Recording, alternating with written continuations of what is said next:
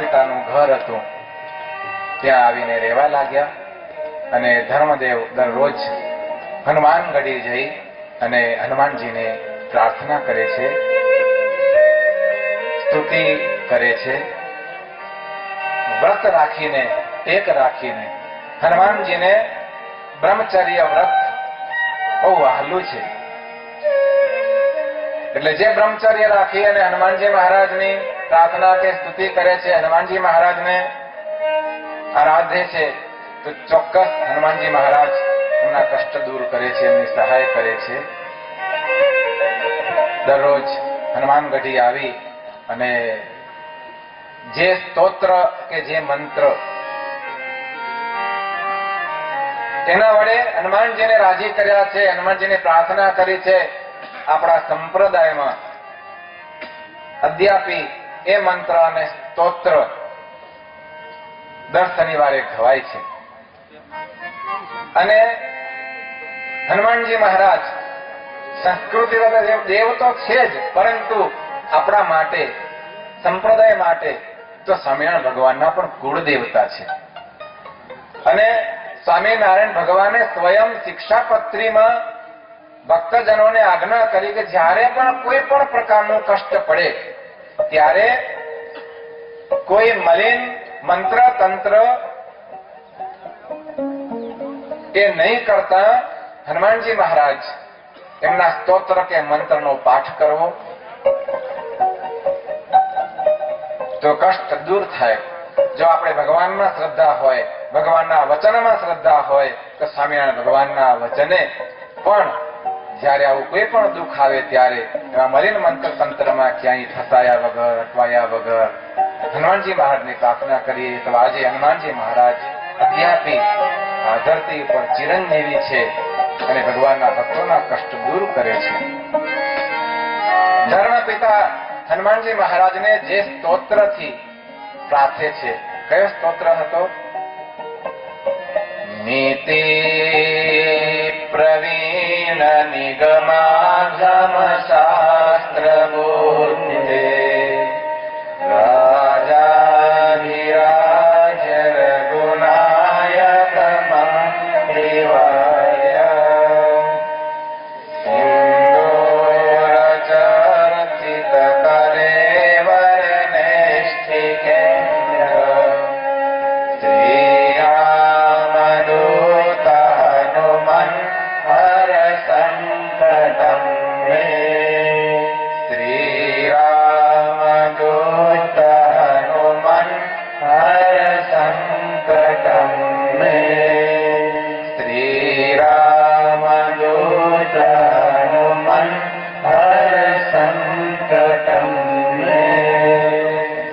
હનુમાનજી મહારાજની પ્રાર્થના સ્તુતિ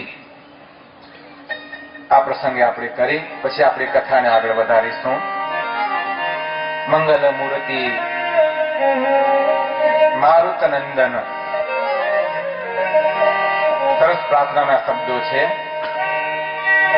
અને ત્યાર પછી જે પ્રસાદીનો મંત્ર છે, મંત્રની 2 મિનિટ ધૂન કરી પછી આપણે કથાને આગળ વધારીશું. હનુમાનજી મહારાજની પ્રાર્થના કરીશું.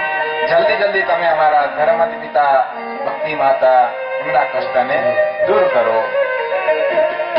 મંગલ મૂર્તિ મારુત નંદન, મંગલ મૂર્તિ મારુત નંદન, મંગલ મૂર્તિ મારુત નંદન, મંગલ મૂર્તિ મારુત નંદન.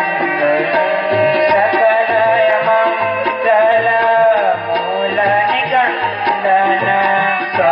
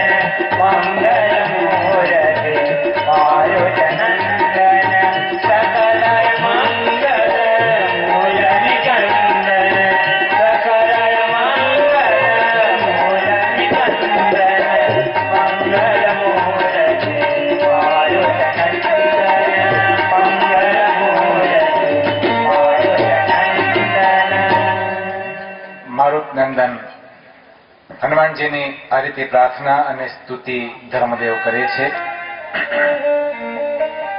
ભક્તજનો, એ જ રીતે હનુમાનજીનો મંત્ર જે આપણા સંપ્રદાયમાં નહીં, આજે એમ કહીએ તો સારા જગતમાં આ હનુમાનજીનો મંત્ર એટલો પ્રતાપી, જેમ હનુમાન ચાલીસા સર્વત્ર ધવાય છે, તેમ આજે હનુમાનજી મહારાજનો મંત્ર છે, ઓમ નમો હનુમતે ભયવંજનાય સુખમ કુરુ ફટ સ્વાહા. સત્સંગી જીવન સતાનંદ સ્વામી રચિતા સંપ્રદાયનું જે બંધારણ શાસ્ત્ર છે, એમાં સતાનંદ સ્વામીએ જે ધર્મદેવે સ્તુતિ કરી, જે સ્તોત્ર અને મંત્રથી, તો અને જે પૂજા આરાધના કરી, એમાં રચિત આ જે મંત્ર છે, ઓમ નમો હનુમતે ભયભંજનાય સુખમ કુરુ ફટ સ્વાહા, એ મંત્રની ધુન્ય મને લાગે છે ત્યાં સુધી, હું જાણું છું ત્યાં સુધી, હનુમાનજીના આ મંત્ર નો સૌ કોઈ જાપ કરે છે, પણ આ મંત્રની ધુન્ય મેં ક્યાંય સાંભળી નથી. એટલે ધુન્યના રૂપમાં કોઈ આ મંત્ર બોલતું હોય એ મેં ક્યાંય સાંભળ્યું નથી. પણ લગભગ આજથી 4-5 વર્ષ પહેલા ત્યાં ગાંધીનગર મંદિરમાં દર કાળી ચૌદસે 23ના મંદિરમાં હનુમાનજીનું વિશેષતઃ પૂજન આરાધનનો કાર્યક્રમ હોય છે, અને ત્યાં આ મંત્ર અને ધુન્યના રાગમાં કમ્પોઝ કરી અને જે અમારા ગુરુએ એ શીખવાડી, અને ત્યારથી દર કાળી ચૌદસ અને ચૈત્રી પૂનમે આ મંત્ર ધુન્ય બોલાય છે. મંત્રનો કોઈ શબ્દ ખંડિત થતો નથી. મંત્રનો જે પ્રાસ છે, લઘુ ગુરુ, એમાં કોઈ બાદ આવતો નથી, અને બહુ સરસ રીતે મંત્રની ધુન્ય બોલાય છે. તમે કહેતા હો તો બોલીએ, તમે જો ઝીલો તો બોલીએ, ઝીલશો ને તો તાળી સાથે ઝીલશો તો આપણે થોડી વાર માટે, આપણે 2 મિનિટ માટે હનુમાનજીના મંત્રની ધુન્ય બોલીએ. તમે જુઓ, હનુમાનજી મહારાજ પ્રસન્ન થઈ જશે. કેમ? આપણે જલ્દીથી ધર્મદેવને ભક્તિદેવીને કષ્ટમાંથી મુક્ત કરવા છે, જલ્દીથી બચાવવા છે, અને જલ્દીથી આપણા ઈષ્ટદેવ સ્વામિનારાયણ ભગવાન છે એમને પ્રાદુર્ભાવ થાય એવી આપણે ઈચ્છા રાખીએ છીએ. ત્યારે હનુમાનજી મહારાજ જલ્દી રાજી થાય, એટલા માટે આપણે 2 મિનિટ એ મંત્રની ધુન્ય કરીશું. ઓમ નમો હનુમતે ભયભંજનાય સુખમ કુરુ ફટ સ્વાહા. ઓમ નમો હનુમતે ભયભંજનાય સુખમ કુરુ ફટ સ્વાહા. ઓમ નમો હનુમતે ભયભંજનાય સુખમ કુરુ ફટ સ્વાહા. ઓમ નમો હનુમતે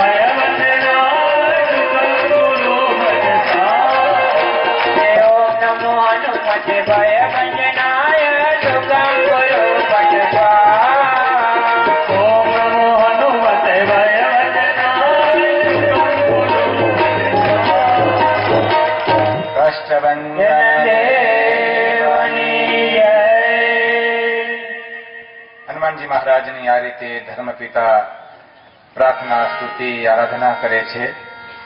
હનુમાનજી મહારાજ એવા દેવ છે કે પોતાના એટલે કે ભગવાનના ભક્તો છે, ભક્તોના દુઃખ દૂર કરવા માટે હનુમાનજી મહારાજ એ સદાય તત્પર છે.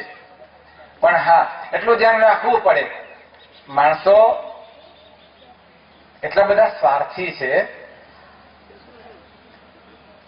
ભગવાન તો કઈ માગતા નથી, પણ હનુમાનજી મહારાજ જાણે કે આપણે એમને ઉજળા રાખ્યા હોય એમ. હવે તમારે માનો કે વીઘાનો લોચો પડ્યો હોય અને કરોડ 2 કરોડનો વીઘો હોય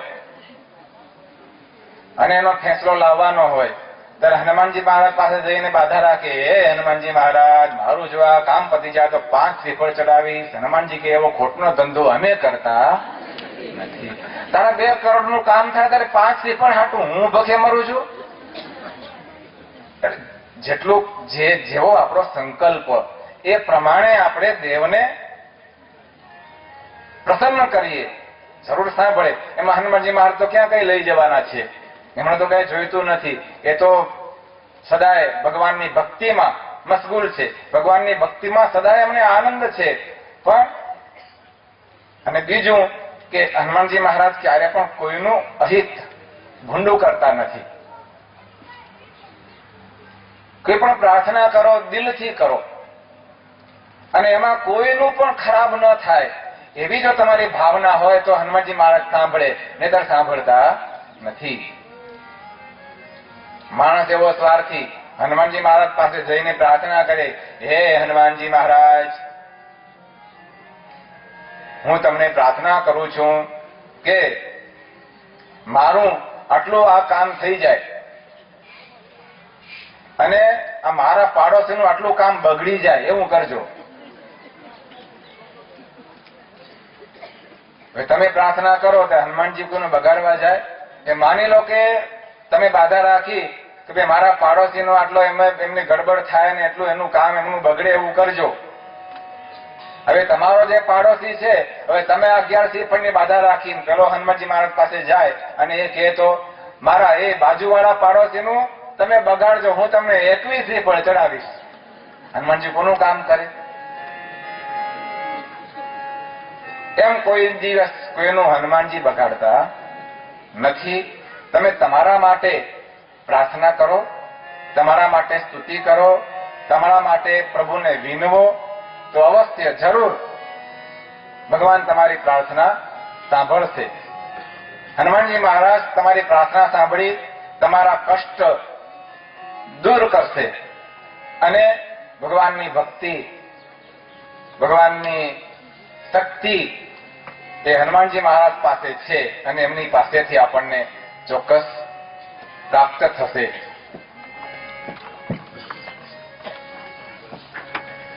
આપજો સંગીત આપજો. પૂજનીય સંતો બનાવ્યા છે. આવો ભાવથી ગંધારી હોળી સ્વામિનારાયણ મંદિર થી પૂજનીય સંતો પધાર્યા છે.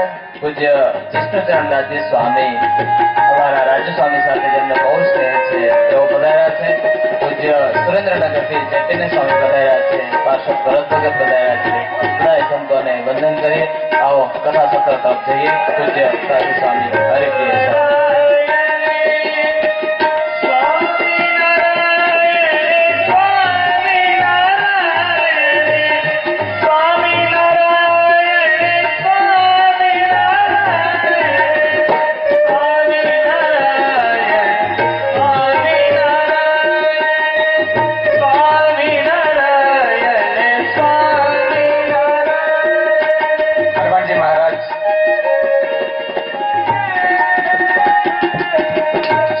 દૂર મૂળીધામથી સંતો પધાર્યા છે. પૂજ્ય કૃષ્ણચરણ સ્વામીને ભાવ છે. દાદુ સ્વામીને હાથ પહેરાવી અને આપણા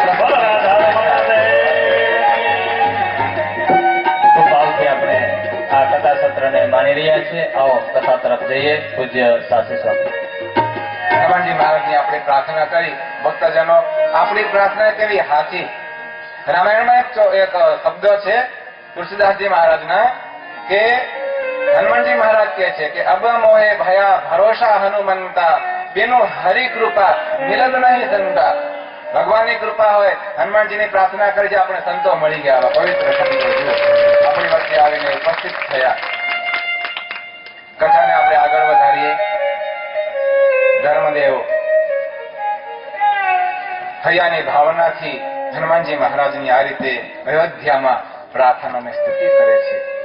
તમારી પ્રાર્થના સાચા હૃદયની હોય તો ભગવાન અવશ્ય પ્રાર્થના સાંભળે છે. અરે હું તો કહું છું, પ્રાર્થના કરવાની જરૂર નથી પડતી. ભગવાન સામે ચાલીને, પરમાત્મા તો અંતર્યામી છે, ભગવાનને આપણે ક્યાં કહેવાની જરૂર છે? એ કડવા ભગત સ્વામિનારાયણ ભગવાનના દ્રઢ ભક્ત હતા. શરીરે બહુ બીમાર થયા, ઘણું કષ્ટ થાય. સ્વામિનારાયણ ભગવાન સ્વયં એ કડવા ભક્તને દર્શન દેવા માટે પધાર્યા છે. એમના પથારી પાસે બેઠા, થોડી વાર બેઠા છે પ્રભુ.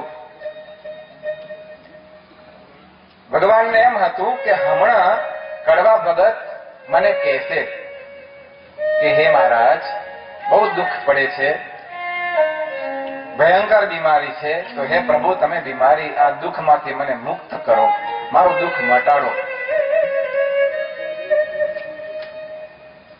ઘણો સમય બેઠા, પણ કડવા ભગત તો કઈ કહેતા કઈ બોલતા નથી. તો ભગવાનથી રહેવાયું નહીં. ભગવાન કહે છે કે ભગત, ક્યારનો તમારી પાસે બેઠો છું, તમે તો કઈ કહેતા નથી કે મારી પર દયા કરો, મને દુઃખમાંથી બચાવો. ત્યારે કડવા ભગત કહે છે કે હે પ્રભુ, તમને ખબર નથી, મારું નામ કડવો, આમે કડવા અને પાછા નામથી પણ કડવા. શું કહેવાનું રે, પ્લસ થાય. કડવાની ભાષા છે ને બહુ કડવી હોય, પણ દિલના બહુ મીઠા હોય. હો, એમાં ગભરાવાનું નહીં. આપણે ભલે તમે લેવા છો, ચિંતા નહીં કરવાની, પણ કડવા પાટીદાર માટે કહેવાયું છે કે એમની જીભ છે ને થોડી કડવી હોય છે. પ્રસંગ દ્રષ્ટાંત આપે છે કે કોઈ પાટીદારો, કડવા પાટીદારો એના ગામનો કોઈ રાજા હતો. ગામમાં કોઈ ખેતરનો પ્રશ્ન હતો, એટલે રાજાને મળવા ગયા અને રાજાને પ્રાર્થના કરી. એમની જે રજૂઆત હતી રજૂઆત કરી અને પછી કહેવા માંડ્યા કે હે રાજા સાહેબ, અમારું કામ આટલું તમે જલ્દી પતાવજો, નહીતર ભરોસો શું, અમારો શું ભરોસો, તમારો શું ભરોસો, શરીરનો શું ભરોસો, ક્યારે આપણે બધા ઉકલી જઈએ. એ પેલા કામ થઈ જાય તો સારું. રાજા ગુસ્સે થઈ ગયો, મારી પાસે ઉકલી જવાની વાતો કરે. તો રાજા કે બધાને જેલમાં પૂરી દો. જેલમાં પૂરી દીધા. એના સગા છોડાવવા આવ્યા. એટલે રાજાને કહે છે કેમ અમારા બધા સગાઓને તમે જેલમાં પૂર્યા? ત્યારે કહે છે કે આવી મારી પાસે બોલતા હતા, જેને કહેવાય કે વિવેક વગરનું. ત્યારે જે છોડાવવા આવેલા છે એના સગા શું કે છે ખબર છે? એમાં શું ખોટું કીધું કે તમે અમર છો?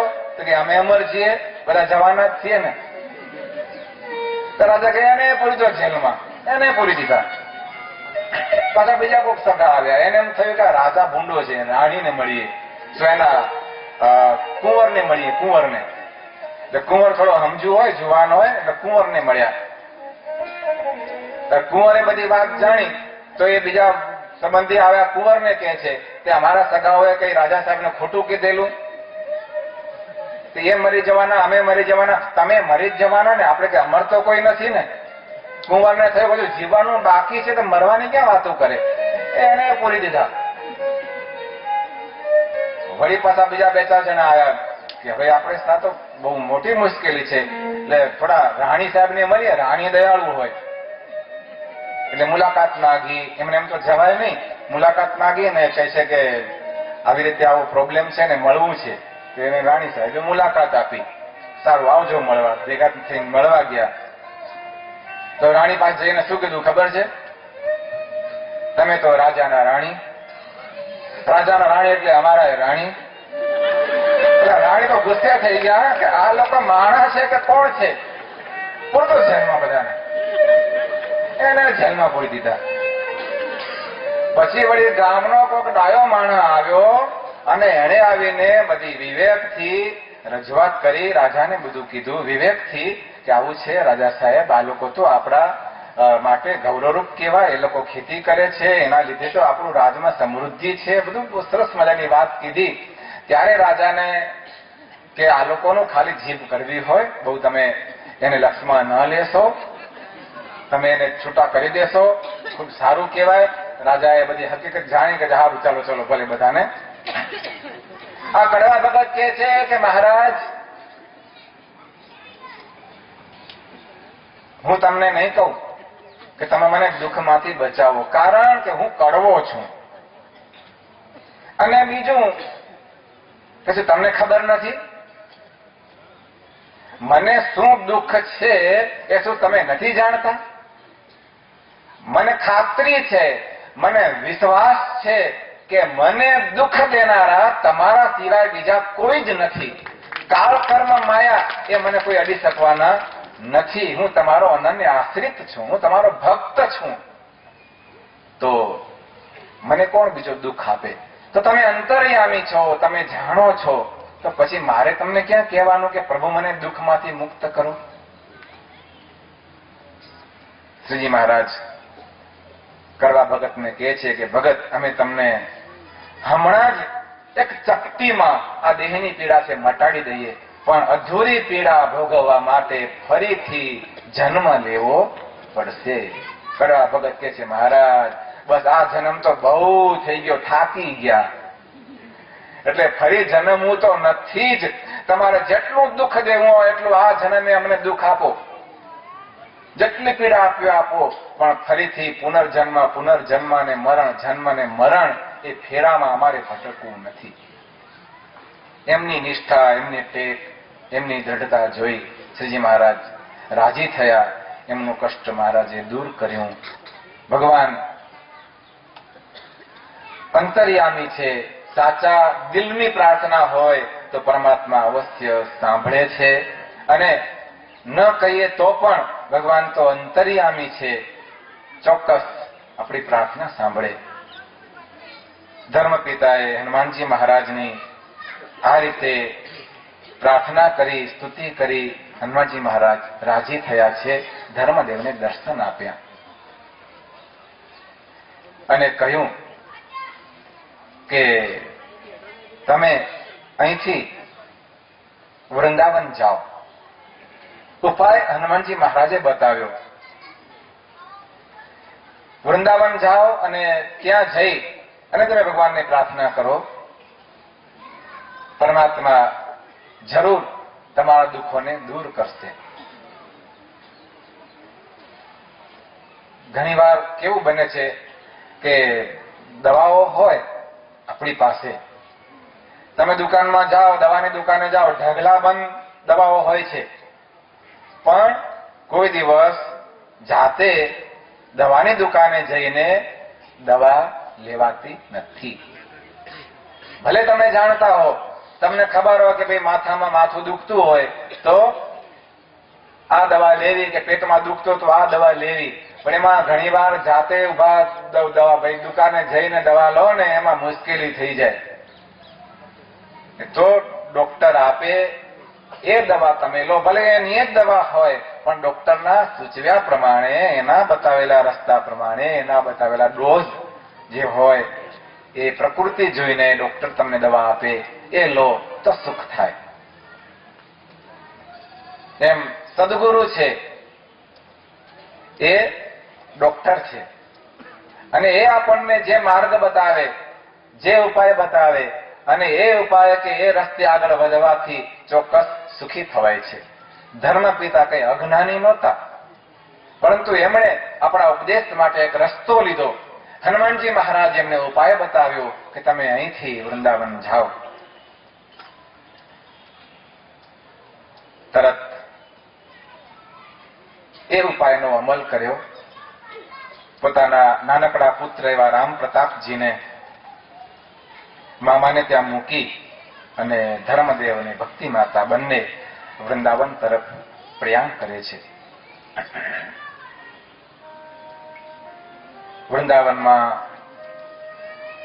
ભગવાનનું ભજન સ્મરણ કરતા કરતા કરતા કરતા ચાલ્યા જાય છે બંને પતિ પત્ની. પતિ પત્ની જ્યારે મુસાફરી કરતા હોય, સાથે જતા હોય, ત્યારે કેવી વાતો થતી હોય, કેવી રીતે ચાલતા હોય, કેવી રીતે જતા હોય, આ બધી એક સંસ્કૃતિ છે. અત્યારે તો સમાજમાંથી આ બધું જ જતું રહ્યું. તમે ગામડાના ભક્તોને બધી ખબર હશે કે પહેલાના જમાનામાં બે જણા ચાલ્યા જતા હોય, આગળ પતિ હોય, એનાથી થોડાક ડગલા પાછળ પત્ની ચાલતી હોય. અત્યારે તો ચાલતા જતા હોય તો બે ખભા ભટકાડતા જાય. અને એમાં અત્યારે ચાલવાનું તો ઓછું થઈ ગયું. હવે બાઇક ઉપર તમે ઘણી વખત જોજો, બાઇક ઉપર જતા હોય જાહેર રસ્તા ઉપર, કોઈ મર્યાદા નહીં, કોઈ વિવેક નહીં. પેલી પાછળ બેઠી હોય જાણે ઉછલી પડતી હોય એમ, અને એમાં પોતાનો સ્ટેટસ ગણે કે ના તો આ રીતે જ બેહવું પડે. એટલે ભલા માણસ, તમે બહાર જાહેર રસ્તા ઉપર જાઓ છો તો થોડોક તો વિવેક, થોડીક મર્યાદા. આ તો આપણી સંસ્કૃતિ છે. માણસ બધું ભૂલી ગયો અને કંઈક સારી વાતો કરતા જાઓ, કંઈક સત્સંગની કે ભગવાનની કે કોઈ સંસ્કારની વાતો કરતા જાઓ. સમય આપણે જાણતા નથી, એ ઘણા નહીં રસ્તામાં ચાલતા ચાલતા એ ઉકલી જાય છે. તો ભગવાનનું સ્મરણ કરતા જાઓ તો જીવડો ભટકે નહીં. ધર્મદેવ ભક્તિ માતા પરમાત્માનું સ્મરણ કરતા કરતા કરતા કરતા હનુમાનજી મહારાજે જે આશીર્વાદ પાઠવ્યા છે, આશીર્વાદને હૈયામાં ધારી, હૃદયમાં ધારીને વૃંદાવન તરફ જઈ રહ્યા છે. એમની આ તપમય યાત્રા, એમની આ કઠિન યાત્રા આગળ વધી રહી છે. કેટલાય દિવસોએ વૃંદાવન આવી પહોંચ્યા. બદ્રિક આશ્રમમાં દુર્વાસા મુનિના શાપથી ઘણા બધા ઋષિ મહર્ષિઓ એ પણ આ ધરતી ઉપર જુદી જુદી જગ્યાઓએ જન્મીને આવા અસુરોથી અનેક દુઃખ અને કષ્ટને એ બધા પામ્યા છે. અને દુઃખી થયેલા એ ઋષિ મહાત્માઓ બધા જ અહીંયા વૃંદાવન આવ્યા છે. ધર્મદેવ ભક્તિ માતા પણ વૃંદાવન આવ્યા. આ બધા ઋષિ મહાત્માઓનું ત્યાં મિલન થયું, એકબીજાનો પરિચય થયો, ઓળખાણ આપી, તમે કોણ છો, તમે કોણ છો. પૂર્વજન્મનું ભગવાન ઈચ્છાએ સ્મરણ થયું થોડાક સેકન્ડો માટે. અને બધાએ નક્કી કર્યું કે આપણે બધા જ દુઃખી છીએ, અસુરોના ઉપદ્રવથી આપણે ત્રાસેલા છીએ. તો હવે શું કરીશું? એનાથી બચવા માટે એકમાત્ર ઉપાય છે કે આપણે અહીંયા વૃંદાવનમાં બેસી, અહીંયા રોકાઈ અને ભગવાનને રાજી કરીએ, ભગવાનને પ્રાર્થના કરીએ, ભગવાનનું ભજન કરીએ, પરમાત્માની ભક્તિ કરીએ. દુઃખમાંથી મુક્ત થવા માટે કોઈ માત્ર એક ઉપાય હોય, બસ એ ભગવાનની ભક્તિ છે. ભવસાગરમાં ભક્તિ હરિની ઉઘર્યાનો આરોજો, આ ભવસાગરમાં ભગવાનની ભક્તિ છે. એ જ દુઃખથી મુક્ત થવા માટે કે આ ભવસાગર તરવા માટે એકમાત્ર ઉપાય છે. બધાએ નક્કી કર્યું આપણે અહીંયા આગળ વિષ્ણુ યાગ કરીએ. સરસ મજાનો વિષ્ણુ યાગ એનો આરંભ થયો છે. વિષ્ણુ યાગ શબ્દ આવે એટલે આપણને મનમાં એમ થાય કે ઓહો, તો બ્રાહ્મણોને બોલાવ્યા હતા ને કેટલી બધી યજ્ઞની હોમ હવનની તૈયારીઓ કરી. શું તૈયારીઓ ત્યાં કરે? એમની પાસે કશું જ નથી. આ તો એવો વિષ્ણુ યાગ છે કે જેમાં એક પણ રૂપિયાનો ખર્ચ નહીં, અને છતાં પરમાત્મા તમારા એ યજ્ઞથી અવશ્ય રાજી થાય એવો વિષ્ણુ યાગ. વૃંદાવનમાં ધર્મદેવ, ભક્તિ માતા અને આ ઋષિ મહાત્માઓ બધા સાથે મળીને એનો આરંભ કરે છે. અને એ વિષ્ણુ યાગ એના વિધિ વિધાનોમાં કેવું સરસ ગીતામાં ભગવાને કીધું છે ને કે યજ્ઞાનામ જપ યજ્ઞોસ્મી. એવો જ કંઈક યજ્ઞ આ બધાએ સાથે મળીને આરંભ્યો છે. દરરોજ સાથે બેસીને શાસ્ત્રનું પઠન, જેને જે કંઈ ભગવાનના લીલા ચરિત્રોના શાસ્ત્રમાં પ્રેમ હોય એ શાસ્ત્રનું પઠન કરે. તો કોઈ ભાગવત, કોઈ વિષ્ણુ નામ સહસ્ત્ર, ભક્તિ માતા એ રાસ પંચાધ્યાયી એના નિત્ય પાઠ કરે છે.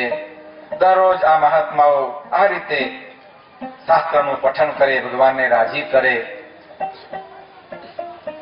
થોડોક સમય સાથે મળીને ભગવાનના નામની ધુન્ય કરે. સાથે મળીને દરરોજ સાંજ પડે એટલે ગીત ગોવિંદના સંકીર્તનો ગાય, વાજિંત્રો સાથે, અને પરમાત્માની પ્રાર્થના કરે, ભગવાનની સ્તુતિ કરે કે હે ભગવાન, હે પ્રભુ, અમારી રક્ષા કરો, હે પ્રભુ અમારી સહાય કરો. આ જગતમાં હે પરમાત્મા દુઃખથી, અસુરોના ત્રાસથી ત્રસિત એવા અમે અહીંયા આપના ચરણોમાં આવ્યા છીએ. તો અમારા માટે દુસરો કોણ સુખદાયી, શ્યામ બીના દુસરો કોણ સુખદાયી. હે પ્રભુ, તમારા સિવાય આજે અમારા માટે આ જગતમાં જ્યાં નજર કરીએ ત્યાં ક્યાંય અમને સુખ દેખાતું નથી. તો તમે કૃપા કરીને પ્રભુ અમારા દુઃખને દૂર કરો એવી પ્રાર્થના વાજિંત્રો સાથે દરરોજ ધર્મદેવ, ભક્તિ માતા અને ઋષિ મહાત્માઓ છે એ કરે છે. દુસરો કોણ સુખદાયી.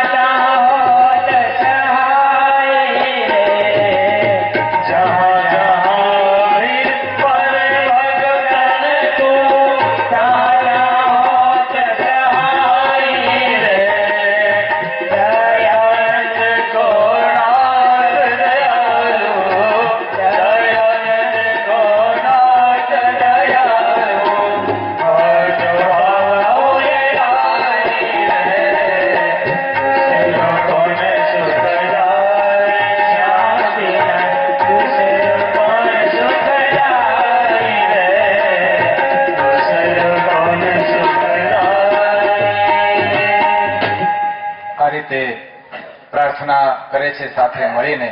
ભક્તજનો, જ્યારે ભગવાનના ભક્ત હૈયા એક સાથે મળીને પરમાત્માની આરાધના કરે છે, ભગવાનનું સંકીર્તન કરે છે, ત્યારે ભગવાને ત્યાં અવશ્ય પ્રગટ થવું પડે છે.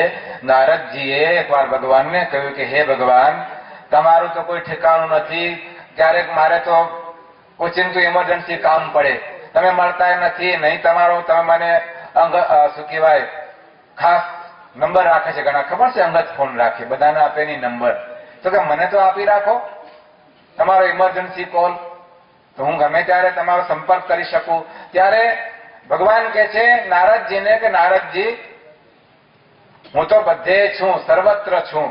ત્યારે નારદજી કહે છે ના ના, અરે હું તો વૈકુંઠમાં ગયો, તમે મળ્યા નહીં. પછી મને એમ કે મોટા મોટા યોગી પુરુષો યોગ સાધના કરતા હશે ત્યાં તમે હશો, ત્યાંય મળ્યા નહીં, તો તમે ક્યાં મળો? ભગવાન કહે છે હે નારદજી, નાહમ વસામી વૈકુંઠે યોગીનામ હૃદયેન ચ મદ ભક્તા યત્ર ગાયંતી તત્ર તિષ્ઠામી નારદ. હે નારદજી, મારા ભક્તજનો જ્યાં સાથે સમૂહમાં બેસીને એક હૃદયના ભાવથી જ્યાં મારું સંકીર્તન કરતા હોય ત્યાં નારદજી હું અવશ્ય હાજરી મારી હોય છે ને હોય છે. આપણો ભાવ સાચો હોવો જોઈએ, આપણા હૈયાની ભક્તિ સાચી હોવી જોઈએ. ધર્મદેવ ભક્તિ માતા ઋષિ મહાત્માઓના હૃદયની પ્રાર્થના સાંભળીને પરમાત્મા શ્રી કૃષ્ણ ભગવાન એ પ્રસન્ન થઈ અને દર્શન આપ્યા છે. તેજ તેજ તેજ તેજ છાઈ રહ્યું અને એ તેજની અંદર બંસી વિભૂષિત શ્રી કૃષ્ણ ભગવાનના દર્શન થયા છે. પરમાત્માના ચરણોમાં નમસ્કાર કર્યા અને ભગવાન ખૂબ જ પ્રસન્ન છે અને પ્રસન્ન વદને પરમાત્માએ આશીર્વાદ આપ્યા છે કે જાઓ, હું તમને વરદાન આપું છું કે હવે થોડાક જ સમયમાં હે ધર્મપિતા, હું તમારે ત્યાં પુત્ર તરીકે પ્રગટ થઈ અને તમારા તેમજ આ સર્વ ઋષિ મહાત્માઓના અને આ જગતના સર્વ જીવોના દુઃખ અને કષ્ટ એને હું દૂર કરીશ. આટલું કહીને ભગવાન અંતર ધ્યાન થઈ ગયા. બધાએ નક્કી કર્યું, ઋષિ મહર્ષિઓએ મહાત્માઓએ નક્કી કર્યું કે ભગવાન પ્રસન્ન થશે, આ ધરતી ઉપર મનુષ્ય રૂપે પ્રગટ થશે અને આપણા દુઃખને દૂર કરશે, પણ આ વાત આપણે કોઈને પણ કહેવી નહીં. આવું નક્કી કરી અને બધા ત્યાંથી છૂટા પડ્યા છે. સૌ પોતપોતાના સ્થાને આવ્યા છે. ધર્મદેવ અને ભક્તિ માતા પણ છપૈયા તરફ પ્રયાણ કરે છે. રસ્તામાં અંધારું થયું, ધર્મદેવ અને ભક્તિ માતા રસ્તો ભૂલે છે અને ત્યાં કોઈ મહાત્મા જેવો દેખાતો એક એવો જતી સામે મળે છે. ધર્મદેવની પાસે ગયા અને વંદન કર્યા. આ મહાત્મા જેવો દેખાતો પુરુષ કહે છે તમે કોણ છો? અત્યારે અંધારામાં ક્યાંથી આવો છો? અને ધર્મદેવ પોતાની બધી જ વાત એ આની આગળ કહી દે છે. ખરેખર બીજો કોઈ નહોતો પણ અસ્વસ્થામાં સામે મળ્યો અને ધર્મદેવે પોતાના અંતરની વાત જે નક્કી કરી છે કે કોઈને કહેવી નહીં, પણ ધર્મદેવ ભૂલ કરે છે અને અસ્વસ્થામાં આ બધી વાત કહે છે અને જ્યાં ભગવાન પ્રગટ થશે એવી વાત કીધી, ત્યાં તો અસ્વસ્થામાં લાલ પીળો થઈ ગયો અને એ વખતે ધર્મદેવને શાપ આપે છે. કેટલા શબ્દો બોલી દીધા, એ નટખટી, એ આવો, એ દેવો, અને તમારે ત્યાં પ્રગટ થશે મારા મિત્રને મારનારો. એનો મિત્ર કોણ જાણો છો? દુર્યોધન એનો ખાસ મિત્ર હતો. અને તમારે ત્યાં પ્રગટ થશે, જાઓ હું શાપ આપું છું, તમારે ત્યાં પ્રગટ થશે પણ હાથમાં હથિયાર નહીં લે, અને જો હાથમાં હથિયાર લેશે તો એની હાર થશે. ધર્મદેવ દુઃખી થઈ ગયા. બરાબર, શું થયું? ભૂલ થઈ. જેટલું પીળું એટલું સોનું હોતું નથી. શૈલે શૈલે ન માણિક્યમ મૌક્તિકમ ન ગજે ગજે સાધવો નહીં સર્વત્ર ચંદનમ નહીં વણે વને. બધા વૃક્ષ કઈ ચંદનના હોતા નથી. ભક્તજનો, જ્યારે તમારી શ્રદ્ધા તમે જ્યાં તમે મૂકતા હો ત્યારે થોડુંક તો જુઓ. જગદંબા સીતાજી પણ જો દુઃખી થતા હોય સાધુના વેશમાં તો ન જાણે કોણ બી ફરતા હોય છે. સાચા સાધુ પુરુષો પણ ફરતા હોય છે અને આવા જગતને અન્ય માર્ગે દોરનારા કેટલા ફરતા હોય છે. વિચાર કરીને આપણે જગતમાં કહેવત છે ને કે ભાઈ બળદ લેવો તો ખેડી લેવો અને ડોબું લેવું દોઈ. બળદ લેવો તો ખેડીને લેવાનો, ડોબું લેવો તો જરા દોઈને લેવાનું. એમ સાધુ પુરુષ સંત મહાત્માઓ થોડીક તો ખાતરી કરવી પડે. ધર્મદેવ ભૂલી ગયા, પોતાના હૈયાની વાત કહી દીધી અને પરિણામ આવું આવ્યું. દુખી થઈ ગયા અને પછી વિઘ્ન વિનાયક દેવને પ્રાર્થના કરી કે સારા કામમાં 100 વિઘ્ન આવ્યું એટલે અમને એ વિઘ્નમાંથી બચાવો. પણ ત્યાં હનુમાનજી મહારાજ બ્રાહ્મણના રૂપે આવી અને ધર્મદેવને કહે છે તમે શા માટે ચિંતા કરો છો? ભગવાન પ્રગટ થશે ત્યારે એમને કોઈ હથિયારની જરૂર નહીં પડે. અને હનુમાનજી મહારાજે રસ્તો બતાવ્યો અને એ રસ્તે ધર્મદેવ અને ભક્તિ માતા પ્રભુનું સ્મરણ કરતા કરતા પાછા છપૈયાપુરમાં પોતાના નિવાસ સ્થાને આવ્યા છે. ભક્તજનો, આપણે પરમાત્માના જન્મોત્સવ અને બહુ જ ખૂબ જ દિવ્યતાથી અને ખૂબ જ આનંદથી માણવો છે. આજે આપણું ઝુંડાલ ગામ છે, તમે ભૂલી જજો આ ઝુંડાલ છે. આજે આપણે છપૈયામાં બેઠા છીએ. જો ઝુંડાલમાં હશો તો તમને મજા નહીં આવે, તમને જમીનો દેખાશે, મકાનો દેખાશે. જો છપૈયામાં હશો તો તમને ઘનશ્યામ મહારાજ દેખાશે, સ્વામિનારાયણ ભગવાન દેખાશે. પણ એ પહેલા આપણે સદાપતિ જે જાહેરાત કરે એનું શ્રવણ કરી અને પછી ભગવાનના જન્મોત્સવનો ખૂબ જ આપણે પ્રેમથી આનંદથી એ આનંદ માણીશું અને ભગવાનના દર્શન કરીશું, નિહાળીશું. ક્ષમા ચાહું છું, વક્તાશ્રીએ આપણને સમય આપ્યો છે, થોડોક સમયનો સદુપયોગ કરી લઈએ. અક્ષર નિવાસી આપણા ગુરુ શાસ્ત્રી સ્વામી સાહેબ પ્રકાશદાસજી સ્વામી નરનારાયણ દેવ દેશના સંતો સાથે એમને ખૂબ સ્નેહ અને ભાવ, એમાં સૌથી મહત્વનો એમની સાથે લગાવ હોય તો અમારા મૂળી પ્રદેશના સંતો છે. મૂળી મંદિરના સંતો સાથે પૂજ્ય શાસ્ત્રી સ્વામીને ઘણા વર્ષોથી નાતો રહ્યો છે. મૂળી મંદિરના સંતો સાથે વિદ્યાનો અભ્યાસ કરતા કરતા શાસ્ત્રી સ્વામીએ પોતાના નાના સંતોને પોતાના